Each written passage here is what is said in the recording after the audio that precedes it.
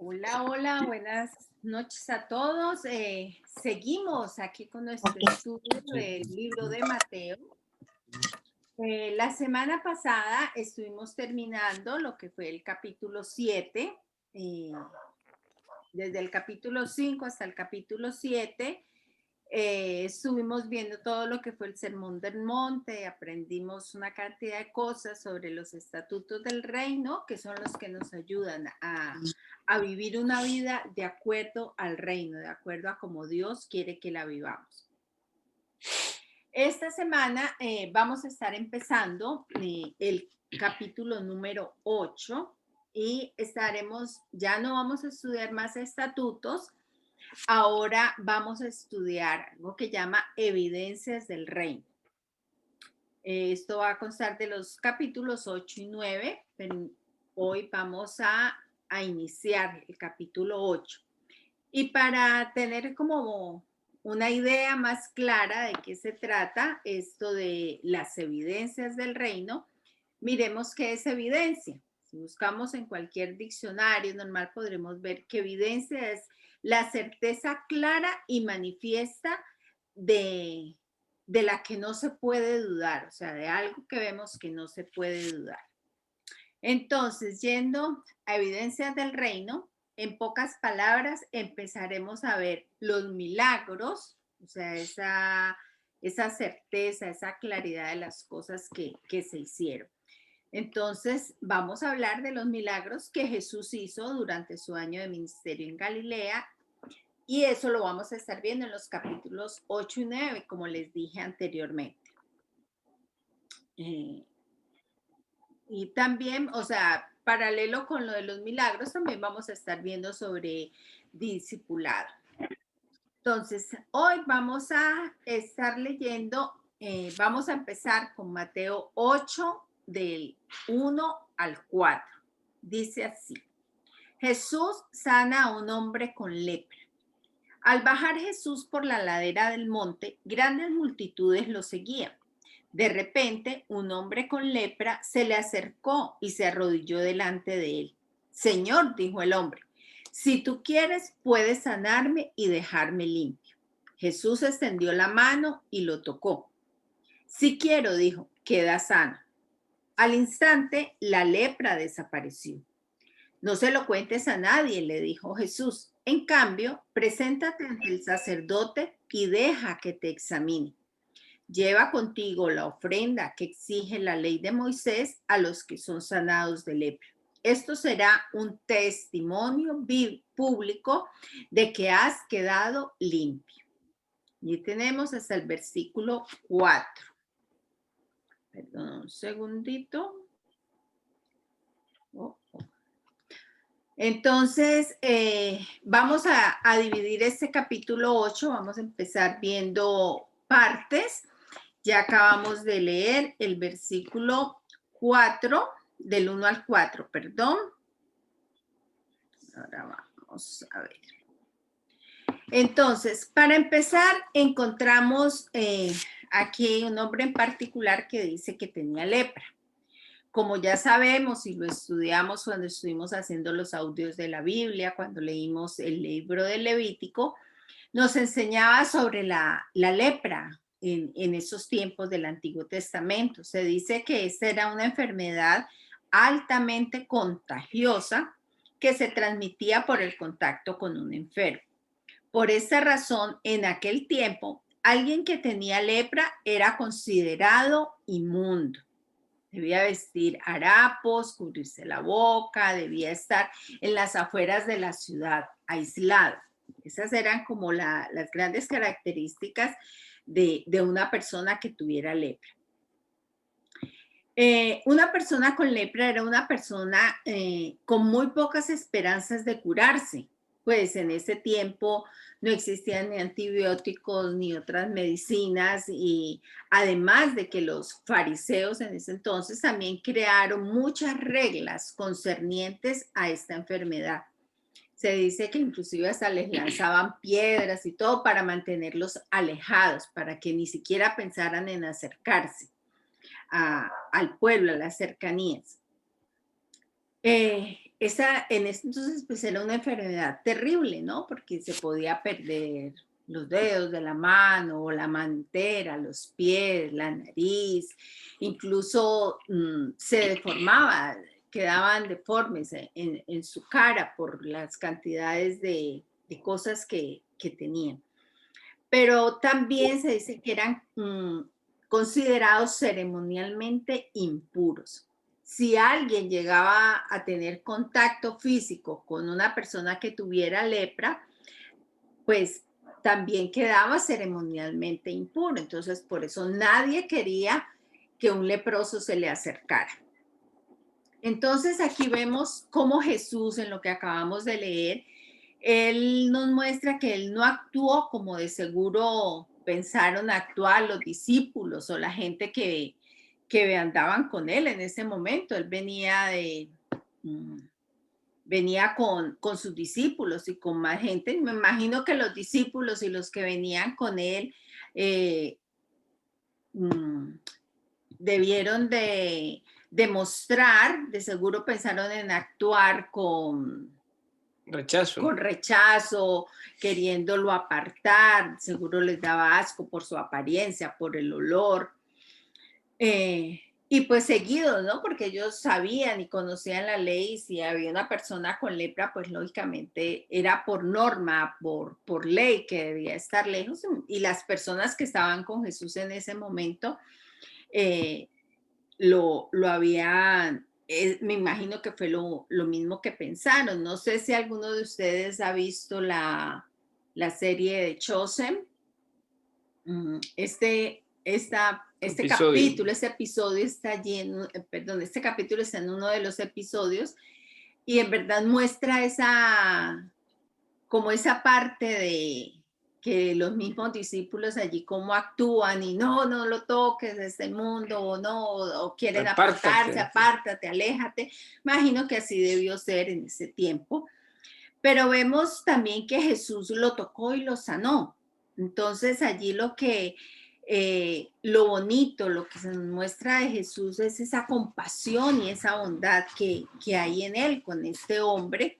Inclusive ahí en el seriado muestra cómo Jesús pide hasta una túnica dentro de sus discípulos. ¿Para qué? Para cubrirlo, para cambiar, para que ya no lo vean con ese harapo. Ya está sano, pero igual tiene todavía sus ropas sucias, sus harapos. Entonces, en ese capítulo, en el seriado, él pide una capa para ponerle a este hombre que acaba de sanar.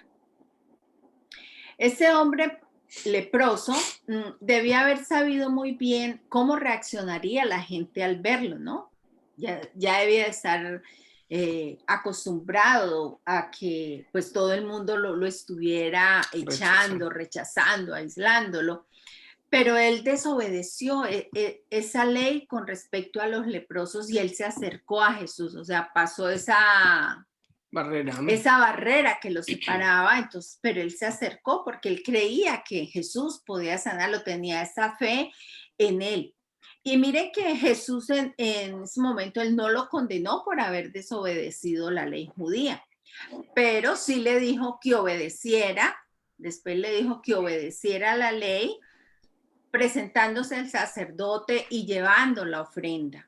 O sea, no lo juzgó por haberse acercado a él, pero sí le dijo, debes presentarte al sacerdote y llevar la ofrenda correspondiente por ser sano. Entonces aquí vemos que Jesús no solamente fue misericordioso y compasivo, sino que actuó con un sentido común y lo envió a cumplir con la ley, para que probara ante los sacerdotes que estaba sano, para que asimismo él pudiera ser como declarado limpio por la ley en ese momento oficialmente y recuperar su lugar, su puesto en la sociedad, poder volver a entrar al pueblo y ya poder estar en contacto con los demás.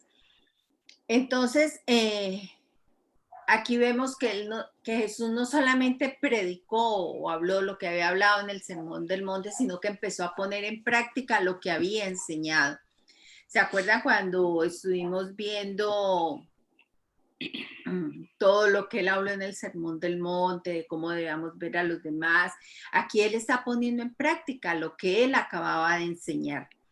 Entonces, muchas veces la pregunta que nosotros podemos hacernos en este momento es si estamos dispuestos a seguir ese ejemplo que Jesús nos ha dado, de mostrar misericordia por aquellas personas rechazadas por otros. De pronto ahorita no tenemos leprosos enfrente de nosotros, no tenemos ese tipo de personas, pero podemos tener personas que están sufriendo enfermedades iguales o peores, como la soledad, la depresión, algún vicio. Es el solo hecho de estar alejados de Dios ya es una enfermedad. Entonces, tenemos en nosotros esa misericordia, esa compasión por las personas para llegar a hablarles de Jesús, a tocar sus corazones, a tratar de, así como Jesús tocó este leproso, nosotros poder llegar y tocar a una persona en su corazón y hablarle de ese Jesús. Es una pregunta que podemos hacernos y tener en cuenta lo que Jesús nos ha enseñado, de no estar rechazando, de tener compasión en nosotros. Mire que hay varias cosas, hay varias enseñanzas en eso también, porque muchas veces nosotros tenemos muchos prejuicios o las personas tienen mucho prejuicio en acercarse a Jesús. ¿Qué tanto prejuicio? Ay, ¿qué dirán las amistades porque yo soy cristiano? De hecho, a nosotros nos rechazan por el solo hecho de ser cristianos también. Entonces, lo que tenemos que tener en cuenta es que esos prejuicios que de pronto habían en la época en que estaba Jesús, los pasó por alto el leproso. ¿Por qué? Porque él creía en Jesús, porque él no le dio pena, no le dio vergüenza, no dejó que nada le impidiera llegar a los pies de Jesús. Y eso es lo que nosotros tenemos que tener en cuenta y proclamar ante las personas eso, para que las personas dejen tanto prejuicio, porque desafortunadamente la religión anteriormente ha hecho mucho daño, porque los religiosos han hecho de que se crea como un ambiente, como una barrera, que la gente no quiere entrar a las iglesias por la hipocresía de la misma religión, porque cree que todo el mundo es aleluya, hermano, amén, y fuera de eso que van a ser juzgados, porque muchas religiones aparentemente se creen que ellos son muy perfectos y entonces el resto es pecador, y a todas horas están mirándolo a uno es por el pecado y como si no tuvieran pecado también. Por otro lado, también vemos que nosotros debemos de tomar ese ejemplo en el sentido de que hay muchas personas hoy en día, como lo decía mi esposa, que no tienen lepra, pero, por ejemplo, su estado de ánimo, su forma de ser, es una forma de ser muy, muy ruda, muy grosera, muy, ¿cómo se dice? O sea, personas antisociales, personas que todo el mundo los saca a un lado.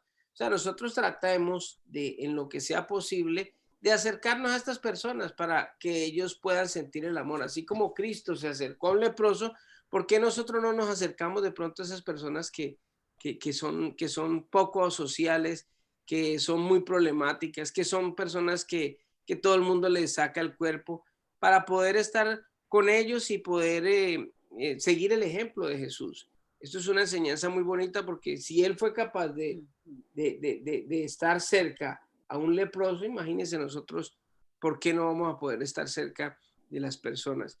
Y mire que algo que nosotros como un dato histórico, en la época de Jesús y antes, desde Moisés, la iglesia o los sacerdotes eran los que hacían el papel de doctores, de jueces, y ellos eran los que tenían la autoridad de alejar a una persona, de entrarla, y ellos tenían mucho poder. Por eso es que tenemos que entender también un poquito también a los fariseos, porque ellos actuaban así, porque ellos en medio de todo, ellos tenían mucho poder, y ese poder de pronto también los hacía arrogantes, y lo que dice mi esposa, tenían celos, miedo de perder su prestigio, su poder, su autoridad. Entonces, por eso de pronto ellos actuaban así. Sí, bonita enseñanza de verdad que nos deja esa porción de la palabra. Entonces ahora vamos a continuar con Mateo 8. Ahorita vamos a tocar otra parte, vamos del versículo 5 al 13. Dice, la fe de un oficial romano. Cuando Jesús regresó a Capernaum, un oficial romano se le acercó y le rogó, Señor, mi joven siervo está en cama paralizado y con terribles dolores. Iré a sanarlo, dijo Jesús. Señor, dijo el oficial, no soy digno de que entres en mi casa. Tan solo pronuncia la palabra desde donde estás y mi siervo se sanará. Lo sé porque estoy bajo la autoridad de mis oficiales superiores y tengo autoridad sobre mis soldados. Solo tengo que decir vayan y ellos van, o vengan y ellos vienen. Y si les digo a mis esclavos hagan esto, lo hacen. Al oírlo, Jesús quedó asombrado. Se dirigió a los que lo seguían y dijo, les digo la verdad, no he visto una fe como esta en todo Israel. Y les digo que muchos gentiles vendrán de todas partes del mundo, del oriente, del occidente, y se sentarán con Abraham, Isaac y Jacob en la fiesta del reino del cielo. Pero muchos israelitas, para quienes se preparó el reino, serán arrojados a la oscuridad de afuera, donde habrá llanto y rechinar de dientes. Entonces Jesús le dijo al oficial romano, vuelve a tu casa, debido a que creíste ha sucedido. Y el joven siervo quedó sano en esa misma hora. Bueno, aquí nos hablan de otro personaje, es un oficial romano. En otras versiones se dice el centurión del ejército romano, que eran, recordemos que este ejército romano eran quienes ásperamente eran duros cuando gobernaban a los judíos. El centurión pues era una persona de alto rango con soldados a su cargo, su nombre lo dice centurión, tenía a cargo 100 hombres, por lo que se suponía que pues debía ser una persona como ruda, con un carácter muy fuerte, de mucha autoridad. Pero en este oficial romano, en este centurión, vemos una característica diferente. Y para entenderlo mejor, vamos a hacer un paralelo con lo que nos habla Lucas sobre este mismo centurión. Lo encontramos en Lucas 7, del 2 al 5. Y dice así, en ese tiempo, un apreciado esclavo de un oficial romano estaba enfermo y a punto de morir. Cuando el oficial oyó hablar de Jesús, envió a unos respetados ancianos judíos a pedirle que fuera a sanar a su esclavo. De todo corazón le suplicaron a Jesús que ayudara al hombre. Le dijeron, si alguien merece tu ayuda, es él, pues ama al pueblo judío y hasta construyó una sinagoga para nosotros. Entonces aquí Lucas nos está hablando de las cualidades de ese oficial romano, que esas cualidades fueron dadas por los ancianos judíos a quien ese centurión le pidió ayuda. Entonces, dentro de esas características encontramos que era un hombre que se preocupaba por sus siervos. Pronto otro no le hubiera importado y había dejado a su soldado allí morir. Entonces nos muestra que era una persona que se preocupaba por sus siervos. Otra característica era que simpatizaba, amaba a los judíos, porque conocía a los ancianos, se refirió a ellos. Y también los mismos ancianos nos dicen que este oficial había construido una sinagoga para los judíos. O sea, era simpatizante con los judíos, ayudaba a los judíos, era una persona de un buen corazón. Este centurión aquí, Lucas nos dice que él no se presentó directamente a Jesús, sino que buscó de los ancianos primero Él fue como buscando los intermediarios a quienes conocía y ellos le dijeron que a Jesús, que ese cinturón era digno de que Jesús lo ayudara. Esas fueron las palabras que los ancianos utilizaron. Le dijeron, si hay alguien digno de recibir tu ayuda, es él. Y le dieron sus características. Entonces, eso nos lo relató Lucas, pero cuando nosotros volvemos a Mateo, perdón, vemos que este oficial ya cuando está frente a Jesús, se dijo de sí mismo, yo no soy digno de que entres en mi casa. Ya los ancianos habían dicho, él es una persona digna de tu ayuda, pero asimismo, él no se considera digno. Entonces, estas cualidades fueron las que llamaron la atención de Jesús y nos invita también a recordar cuando estuvimos viendo las bienaventuranzas. Allí este hombre está mostrando que él es una persona pobre en espíritu, o sea, no es esa persona que se enaltece y dice, no, es que yo merezco tu ayuda porque yo soy un oficial romano. Él no, él es una persona que está reconociendo ante Jesús que él no es digno de él hubiera podido exigir. Ajá, lo hubiera hecho como una exigencia. Como lo hicieron en Choses con... Pero entonces aquí él dice, no, es que yo no soy digno. Está mostrando esa, como esa humildad ante Jesús. Entonces, si nosotros recordamos lo de las bienaventuranzas, dice que aquel que era pobre en espíritu, ¿qué recibiría? Los pobres de espíritu recibirán el reino de los cielos. Era la promesa que había, lo que Jesús acababa de enseñar en el Sermón del Monte. Entonces Jesús, esto también nos lo ratifica en ese versículo 11 que acabamos de leer, también dice, y les digo que muchos gentiles, en ese caso este centurión romano era un gentil, no era judío. No era judío. Vendrán de todas partes del mundo, del oriente, del occidente, y dice, se sentarán con Abraham, Isaac y Jacob en la fiesta del reino del cielo. Allí Jesús mismo lo está diciendo. O sea, este oficial que no era judío iba a estar sentado con Abraham, con Isaac y con Jacob. Miren que desde que empezamos a estudiar este libro de Mateo, siempre Jesús, cuando también Juan el Bautista, siempre nos hablaron de arrepentimiento, que era lo que se necesitaba para entrar en el reino de los cielos, de arrepentirnos, de cambiar nuestra ruta de vivir. Ese centurión, como lo dijimos, era gentil, no era judío.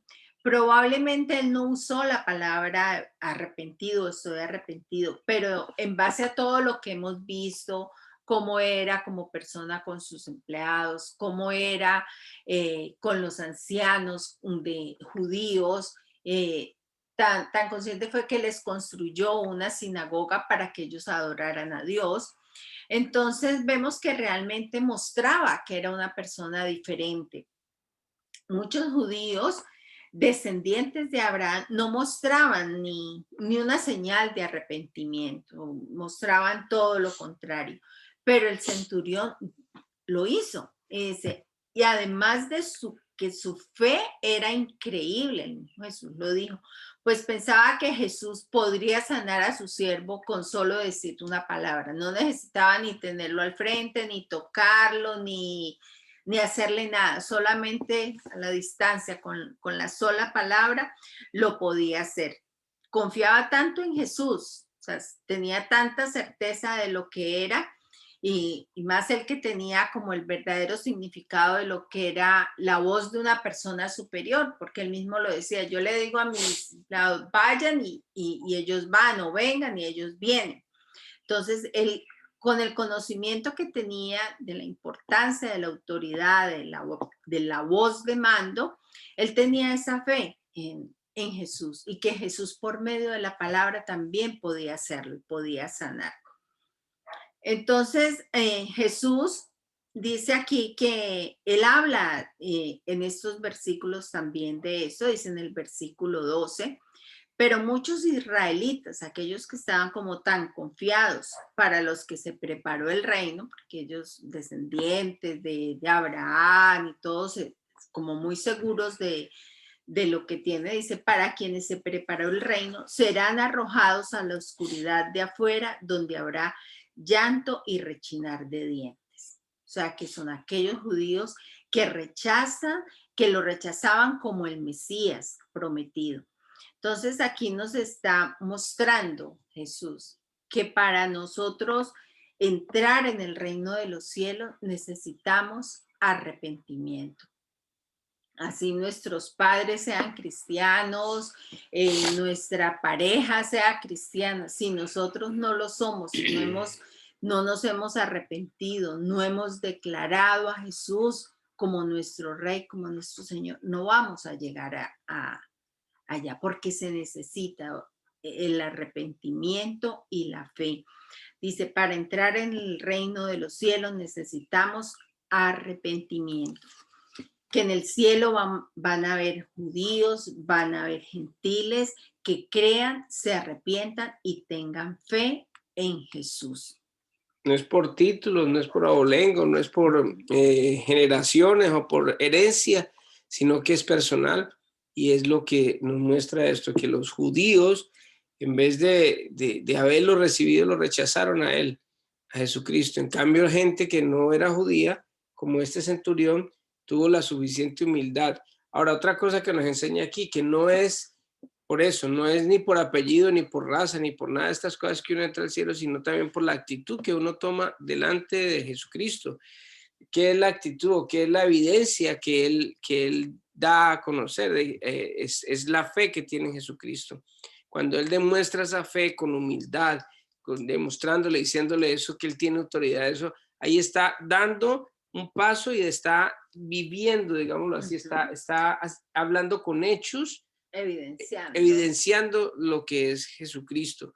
No es porque mis hijas, porque yo no, pues nosotros somos cristianos y entonces yo soy pastor, entonces mis hijas ya son salvas. No, Señor, si ellas no se arrepienten, si ellas no toman la suficiente humildad y hacen lo que tienen que hacer, recibir al Señor como Dios y Salvador, no se van a ir al cielo, así de sencillo, porque no es por los méritos de otras personas, sino como nosotros hagamos las cosas. Sí, bueno, miren que Gálatas 3, 8 y luego el versículo 14 también nos ratifican, como que nos acaban de complementar esto. Gálatas 3, 8 dice, es más, las escrituras previeron este tiempo en el que Dios haría justo a sus ojos a los gentiles por causa de su fe. Dios anunció esa buena noticia a Abraham hace tiempo cuando le dijo, todas las naciones serán bendecidas por medio de ti. Saltamos al versículo 14 y dice, mediante Cristo Jesús, Dios bendijo a los gentiles con la misma bendición que le prometió a Abraham, a fin de que los creyentes pudiéramos recibir por medio de la fe al Espíritu Santo prometido. Entonces son dos palabritas bien claras que nos hablan de cómo llegar allí, que es arrepentimiento y fe. Entonces Jesús nos está enseñando por medio de este ejemplo con este centurión romano, una persona que no tenía la ley judía en su cabeza, que no sabía nada de esto, pero tenía algo, tenía el conocimiento, tenía la fe, la convicción de que Jesús podía hacerlo.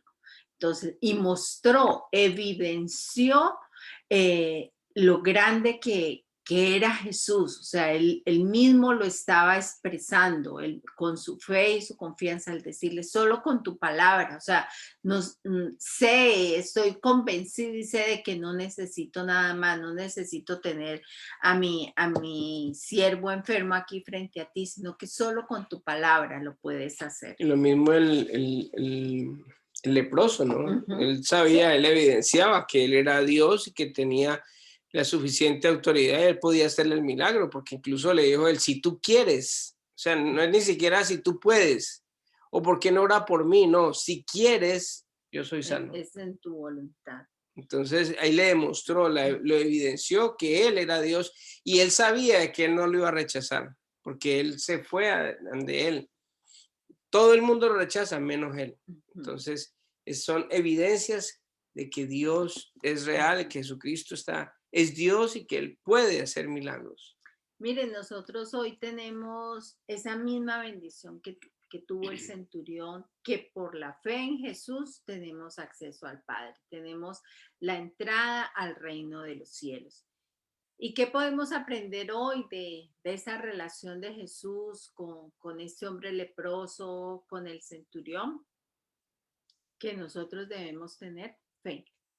Esa palabra tan pequeñita, pero que a la vez es tan grande y tan amplia, tener fe, confiar en sus palabras, en sus promesas y llegar con él en ese arrepentimiento, pero en un arrepentimiento genuino, ¿no? Que se ve algo diferente, que siempre lo hemos dicho, no es remordimiento, ay, o como que sí, como que no. Una persona que cree en Dios, que cree en Jesús, que lo ha recibido, su vida tiene que ser diferente. O sea, no se puede seguir siendo la misma persona. Tenemos que estar mostrando esas evidencias, que se evidencia en nuestra vida diaria, no solamente el domingo que estamos en la iglesia o cuando estamos en cualquier evento o cosas con personas de la iglesia. No, eso se Son- tiene que evidenciar en todo momento, en la casa, en el trabajo, en la iglesia, en la calle, donde estemos, en las redes sociales. Cuando estás en las redes sociales estás solo, pero allí también se debe evidenciar tu cambio, tu estilo de vida, tu fe, tu arrepentimiento, en todas las cosas. Amén. Mira que hay algo también que quería agregar en esto, ¿no? Y es cuando el apóstol Pablo habla de los gentiles. Resulta de que los fariseos, los judíos, ellos siempre han pensado de que ellos, por haber sido el pueblo escogido, son los únicos que van a entrar al reino de los cielos. El Señor nos demuestra que el Señor viene y nos da la entrada a nosotros. Y mire que hay algo que es un mensaje que estoy preparando, que va a preparar, que el Señor me ha mostrado a mí, sino que no he sabido cómo evidenciarlo, cómo prepararlo, cómo decirlo, porque es algo que me llegó a mí el Señor y es que el Dios escoge a Abraham como su pueblo, como su familia, como su pueblo escogido y fue una gran elección porque de verdad que los judíos han sabido demostrar de que ellos eran los que tenían que ser, porque si hubieran sido colombianos, yo les aseguro que ya no existiría la raza judía, sino que ya estaríamos, mejor dicho, cada uno por su lado, ya ni la lengua ni nada se hubiera rescatado. Pero a ellos les pasó lo que les pasó, lo que le pasó al burrito, que llegó un burrito y dijo, no, yo entré a Jerusalén y todo el mundo me colocaba palmas en el piso y él estaba convencido que era él y que decía, Hosana al rey, pero no era él, sino al que llevaba arriba. Y los judíos, ellos pensaban que ellos prácticamente estaban haciendo el papel de Dios. Ahí estaba la arrogancia de ellos. ¿Qué era la humildad del centurión? De reconocer de que nosotros no somos Dios y que necesitamos de Dios. Cuando nosotros perdemos de vista ese enfoque de que es Dios el que hace la obra, que es Dios el que va a sanar, que es Dios el que nos da todo, entonces ahí es donde empezamos a tener verdaderamente las cosas como son. Entonces, algo que yo estaba, que lo que les decía el mensaje es que Dios escoge a su pueblo y es como la familia de Dios, es su pueblo, es su gente, son sus hijos, digámoslo así. Pero a nosotros nos dio la oportunidad de ser la novia.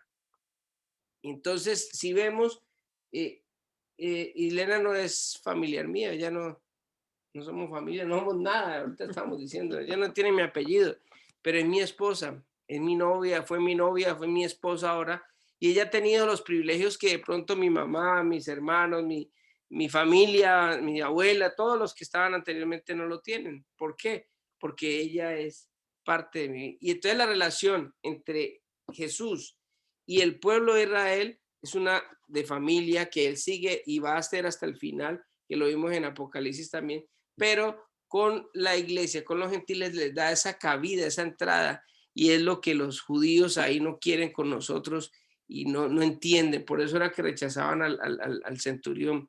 Si hubiera sido en una sinagoga, ni siquiera lo dejan entrar a la sinagoga, ¿no? Porque los gentiles tienen que hacerse por allá y ustedes no pueden entrar acá, porque este es el lugar santo, este es el lugar santísimo, y aquí no hay cabida para los gentiles. En cambio, Jesucristo vino y abrió esa puerta para todos nosotros, y ahí estamos incluidos hoy nosotros. O sea, nosotros no tenemos pretexto para decir, no, es que como no somos judíos no podemos hacer nada, no somos de la familia de Dios. Pues somos la novia que en última somos más privilegiados que la misma familia, porque uno la familia, por ahí, pues uno sí les ayuda y todo, está pendiente de ellos, pero de la persona que más se encarga uno es de su novia. ¿A quién se va a llevar el Señor cuando venga por segunda vez o en el rapto? ¿A quién se va a llevar? A la novia. La familia queda aquí. Después viene por su familia y los saca y todas las cosas y les ayuda así. Y él tiene cuidado de ellos siempre. Pero lo más importante es eso, de que nosotros tenemos hoy el privilegio de ser la novia de Cristo. Tenemos el privilegio como gentiles que hemos recibido por fe a Jesucristo de los mismos beneficios que tuvieron todas las personas que han rechazado o que eran rechazados en el mundo. El leproso, un rechazado por todo el mundo. El centurión, pues por los judíos, claro que sí. ¿Cuántas veces, cómo no odiaban a los centuriones? Entonces, si ellos dos tuvieron el agrado, el beneplácito de Dios, de Jesucristo, de hacerles el milagro, ¿por qué no lo va a hacer a nosotros? Entonces, necesitamos que lo mismo que ellos tuvieron, fe, dejar tanto prejuicio, dejar tanta cosa de que es que, no, pero es que a mí no me lo hace porque es que yo no soy tan santo, que es que yo no soy tan digno, que, o sea, eso es bueno cuando nosotros vamos ante él y decimos, no soy digno, como lo hizo el centurión. Pero es malo cuando nosotros no nos atrevemos a pedir el favor de Dios. Entonces, es algo que yo creo que nos sirve para hoy como evidencia.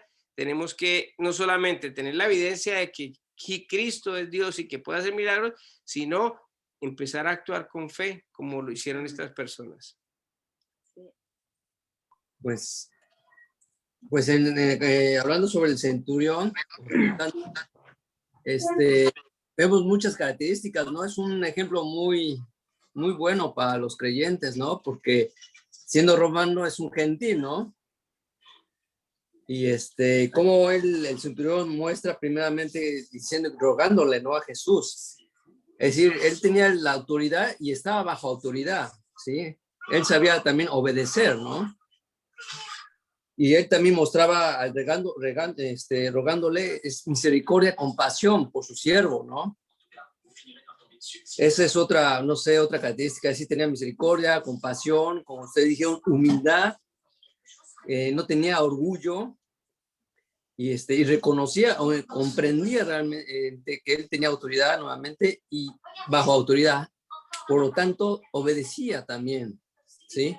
Él estaba bajo obediencia también por sus superiores, con otros romanos, pero principalmente reconoció y entendió la autoridad de Jesús, que no venía de este mundo, sino venía del cielo. Por lo tanto, como ustedes dijeron, tenía fe, ¿sí? Esa fe, esa confianza, esa convicción, como ustedes dijeron, de que Jesús, su autoridad, venía del cielo y no de la tierra, de este mundo. Sí, entonces es un ejemplo muy bueno para todos nosotros, ¿no? Y mire que nosotros tenemos muchos prejuicios muchas veces. En la iglesia muchas veces nosotros hemos hablado, alguien necesita oración, que venga aquí, tiene un problema. No, nadie tiene problema, nadie es capaz de salir adelante porque creen que es uno el que le va a hacer el milagro y no es uno. Cuando uno sale al frente, está demostrando no fe. Cuando una persona va al altar y pide oración, está demostrando humildad. De decir, hombre, Señor, no es a uno, porque es que uno no es el que tiene la capacidad. Entonces, como es el pastor Oscar o como es Oscar, entonces no, sé que va a orar por mí o por mi necesidad. No, es que nosotros lo que hacemos es llevar a las personas, presentarlo ante el Señor y el Señor es el que va a hacer la obra si es la voluntad de Él. Entonces muchas veces a nosotros también tenemos mucho prejuicio de qué dirán si salgo, qué dirán si yo lloro. Claro.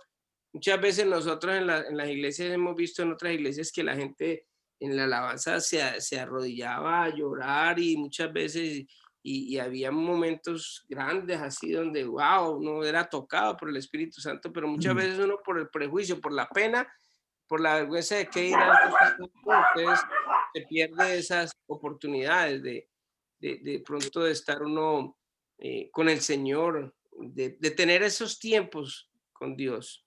Con Dios, o a veces como usted lo dijo, de que no soy digno porque sigo pecando o sigo fallando, y se limita a hacer la obra de Dios, ¿no?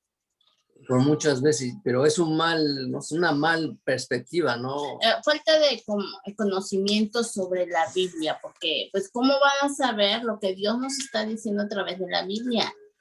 Aquí, por ejemplo, yo aprendí que somos seres humanos, que vamos a pecar y a pecar y a pecar y a caer sin querer, pero Dios siempre nos va a tender su mano y siempre nos va a levantar. Pero lo que dice David, la gente dice, ay, no, ¿cómo lo voy a pedir? Yo no puedo. Pues piensan eso porque no se dan el tiempo de abrir la palabra de Dios y conocerlo, ¿no? Como usted dijo, pastora, ese arrepentimiento genuino y entonces y seguir adelante, ¿no? Como dice Dios, ¿no? Que cada vez que fallamos, Él nos limpiará de toda maldad que tenemos, ¿no? Con el corazón constricto.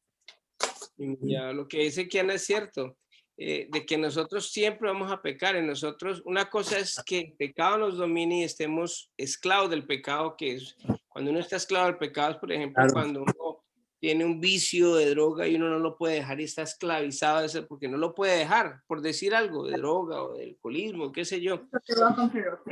Es algo así como eso, pero de que vamos a pecar, pecamos. Entonces, porque ya no tengo esto, entonces ya no peco, no, simplemente que nosotros pecamos, nos pedimos perdón por ese pecado, pero nos arrepentimos de eso, pero la idea es no volver a repetir. Vamos a pecar en otra cosa, sí, pero de pronto en eso que estábamos pecando, de pronto ya no vamos a pecar, porque ese es el verdadero arrepentimiento.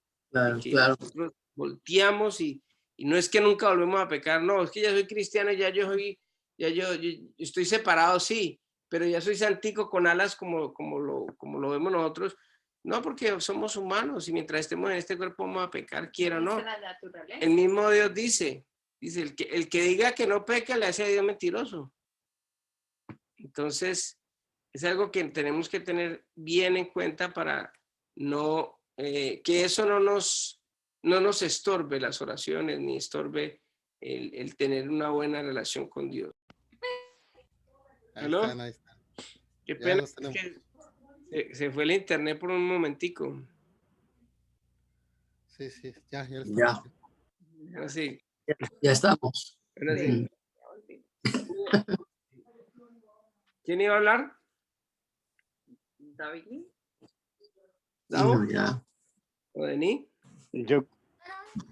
Dale. El que lo pone a uno así. Exacto. Porque si uno en verdad cree en Dios, hermano, yo creo que uno debe ser muy, muy, muy humilde. Y la humildad yo creo que es algo que Dios se la da a uno, a cada quien. Pero si su orgullo lo deja, y lo que dice usted, pastor, yo hay veces, hay canciones que a mí me tocan, se me vienen las lágrimas, y lo digo, y Sandra también me dice, ¿y por qué llora? Pues porque me llegó un mensaje, algo de la canción, ¿no? Claro. Lo toca a uno. Claro. Y cuando porque tengo mi corazoncito. No, y uno cuando uno no tiene prejuicios, si uno ama a Dios, a uno no le importa lo que la gente piense, lo que la gente diga. Sí, así es. Yo pienso que esa humildad es como abrir el corazón transparente a Dios, ¿no? Lo único que le importa a uno es lo que piense Dios, no más. Así es. Amén. Padre, te damos gracias, Señor, por tu amor, tu misericordia, Padre. Te agradecemos por este momento que nos permite, Señor, estudiar tu palabra. Te pedimos que nos des sabiduría y discernimiento, Señor, y que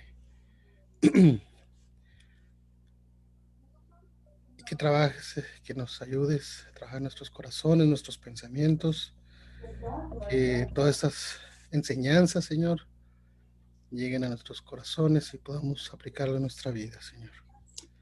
Te damos gracias por nuestros pastores, por los hermanos que se pudieron conectar y los que no, también te pedimos bendiciones para ellos, Señor. Te pedimos que bendigas a nuestra iglesia, a nuestros pastores, a cada uno, Señor, de los integrantes de la Roca de Betel, que muchos no pueden conectarse, pero te pedimos, Señor, para que tú obres en su vida, Padre mío. De igual manera, Señor, te pedimos por